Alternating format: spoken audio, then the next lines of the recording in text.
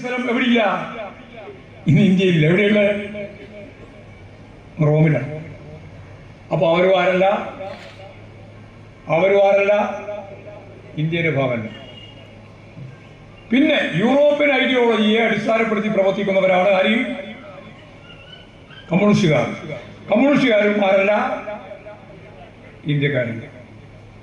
അപ്പൊ എന്തേ കൊണ്ടു? ഈ ആഭ്യന്തര ശത്രുവിനെ നിഗ്രഹിക്കുക. ഈ ആഭ്യന്തര ശത്രുവിനെ നിഗ്രഹിച്ചാൽ ഇന്ത്യ എന്തായി? എന്നേരം 2000-3000 കൊല്ലത്തിന്റെ പഴയ പാരമ്പര്യമുള്ള ഒരു ഹിന്ദുത്വ രാഷ്ട്രമായി. അപ്പോൾ അവർ പറയുന്നത് ഹിന്ദുത്വ രാഷ്ട്രമാണിത് എന്നാണ്. ഇനി പ്രഖ്യാപിക്കുന്നത് കാത്തിരിക്കേണ്ട ഒരു കാര്യമില്ല. RSSന്റെ സംഘപരിവാറിന്റെ ഏറ്റവും പ്രധാനപ്പെട്ട കാര്യതാണ് ഛത്തീസ്ഗഡിൽ കന്യാസ്ത്രീകൾക്കെതിരായിട്ട് കടന്നാക്രമണം വന്നു. പമ്പളാനി അപ്പം ചുറ്റി. പമ്പളാനി ഞാൻ പേരുപയോഗിച്ചത് ബോധപൂർവമാണ്. അവസരവാദം ഇത്രയും ശക്തിയായിട്ട് പറയുന്ന വേറൊരാളുമില്ല. അതുകൊണ്ടാണ് പമ്പളാനി പറഞ്ഞു, ഇങ്ങനെയാണെങ്കിൽ ഞങ്ങൾ ആലോചിക്കേണ്ടി വരും. അവസാനം ജാമ്യം കിട്ടി. ജാമ്യം കിട്ടിയപ്പോൾ സ്തുതി ആർക്ക്? കേന്ദ്ര അമിത്ഷാ ഉൾപ്പെടെയുള്ളവർക്ക് സ്തുതി. അച്ഛന്മാർ കേക്കും കൊണ്ട് പോയി സോപ്പിടാൻ. എവിടെ? RSSന്റെ ഓഫീസിൽ.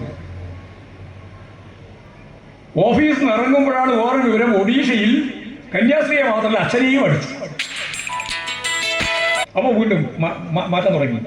ഞങ്ങൾ യൂറോപ്പിലാണോ ജീവിക്കേണ്ടത് എന്ന അവരുടെ ചോദ്യം. ഞങ്ങൾ യൂറോപ്പിലാണോ ജീവിക്കേണ്ടത് എന്ന അവരുടെ ചോദ്യം. അപ്പോൾ ഒരു ഭാഗത്ത് ഛത്തീസ്ഗഡിൽ ഇപ്പോൾ ബജരംഗ് ദൾ ഉൾപ്പെടെ ചേർന്ന് വീണ്ടും പള്ളി ആക്രമിക്കാൻ തുടങ്ങിയിരിക്കുന്നു. ഒഡീഷയിൽ പണ്ടത്തെ പോലെ തന്നെ അതിശക്തിയായ രീതിയിലുള്ള കടന്നാക്രമണം ആരംഭിച്ചിരിക്കുന്നു. ഇന്ത്യയുടെ വിവിധ മേഖലയിൽ ഈ കടന്നാക്രമമാണ്.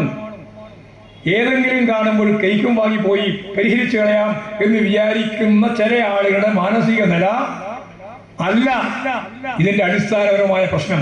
ഞാൻ നേരെ പറഞ്ഞാണ്, ഈ മുസ്ലിങ്ങളും ക്രിസ്ത്യാനികളും കമ്മ്യൂണിസ്റ്റുകാരും ഇന്ത്യയിൽ ജീവിക്കേണ്ടവരല്ല, അവർ പുറത്തു പോകേണ്ടവരാണ്.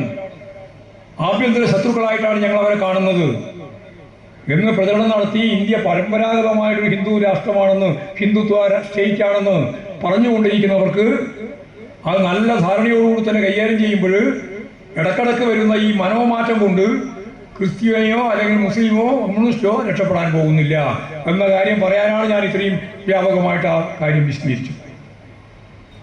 ഇങ്ങനെ വരുമ്പോൾ മതനിരപേക്ഷതയെ സംരക്ഷിക്കേണ്ട വേണം. മതനിരപേക്ഷതയെ സംരക്ഷിക്കേണ്ടി വരുന്നതിന് അടിസ്ഥാനമായിട്ട് നമ്മൾ കാണുന്നത് ഭരണഘടനയാണ്. അത് നടപ്പിലാക്കുന്നതിന് ഭരണഘടനാ സ്ഥാപനങ്ങളുണ്ട്. അതിൽ ഒന്നാണ് ഇലക്ഷൻ കമ്മീഷൻ, മറ്റൊന്നാണ് സുപ്രീം കോടതി ഉൾപ്പെടെയുള്ള ജുഡീഷ്യറി, CAG, CBI, IT. ഇതെല്ലാം ഭരണഘടനാ സ്ഥാപനങ്ങളാണ്. ഈ ഭരണഘടനാ സ്ഥാപനങ്ങളെല്ലാം ഇന്നത്തെ ഇന്ത്യൻ പരിസ്ഥിതിയിൽ അർദ്ധ സൈനിക വിഭാഗത്തിൻ്റെ പൂർണ്ണമായ കീഴടങ്ങലിന് വിധേയപ്പെട്ടിരിക്കുന്നു. ഏതാ ഈ അർദ്ധ സൈന്യ വിഭാഗം? ഏതാ അർദ്ധ സൈന്യ വിഭാഗം എന്ന് പറയുന്നത്? RSS ആണ്. RSSന് വിധേയപ്പെട്ടിരിക്കുന്നു ഭരണഘടനാ സ്ഥാപനങ്ങൾ. അതാണ് നമ്മൾ ഏറ്റവും അവസാനമായിട്ട് രാഹുൽ ഗാന്ധി ഉന്നയിച്ച പ്രശ്നം. ലക്ഷക്കണക്കിന് കള്ളവോട്ട് ചേർക്കുക. ഇവിടെയും ചേർക്കുന്നുണ്ടെന്നാണ് ഇപ്പോൾ ഏറ്റവും അവസാനം കിട്ടിയ വിവരം. പല വാർഡുകളിലും 10-30 വോട്ട് അവർക്ക് ഭൂരിപക്ഷം ഉണ്ടെന്ന് കണ്ട സ്ഥലത്ത് അവിടെ നിന്നും എല്ലാവരും അവിടെ നിലനിർത്തിക്കൊണ്ട് തന്നെ ആ 30 ആളെ വേറെ വാർഡ് കൊണ്ടുപോയിട്ട്, വേറെ പഞ്ചായത്തിൽ കൊണ്ടുപോയിട്ട്, വേറെ മണ്ഡലത്തിൽ കൊണ്ടുപോയിട്ട് ചേർക്കുന്ന പണി ഇപ്പോഴും തുടങ്ങിയിട്ടുണ്ട് എന്നാണ് ഇപ്പോൾ ഏറ്റവും അവസാനം 12 നാളെയും കൂടിയേ ഉള്ളൂ അപേക്ഷ കൊടുക്കാനുള്ള തദ്ദേശ സ്വയംഭരണ സ്ഥാപനത്തിൻ്റെ വോട്ടർ ലിസ്റ്റിൻ്റെ കാര്യം കൈകാര്യം ചെയ്യുന്നത്. അതിൻ്റെ ഒപ്പം ഇപ്പോൾ ഏറ്റവും അവസാനം വന്ന വിവരം കേരളത്തിൽ വന്നു തന്നെയാണ്. അത് പരിശോധിക്കണം എല്ലാ സ്ഥലത്തും. അത് പരിശോധിക്കാൻ തിരുത്താനുള്ള നിലപാട് നമുക്ക് സ്വീകരിക്കാൻ പറ്റും കേരളത്തിൽ. പക്ഷെ അറിയാതെ പറ്റിക്കാനാണ് പലരും ശ്രമിക്കുന്നത്. അതുകൊണ്ടാണ് ഞാനത് ഇവിടെ പരസ്യമായി പറഞ്ഞത്.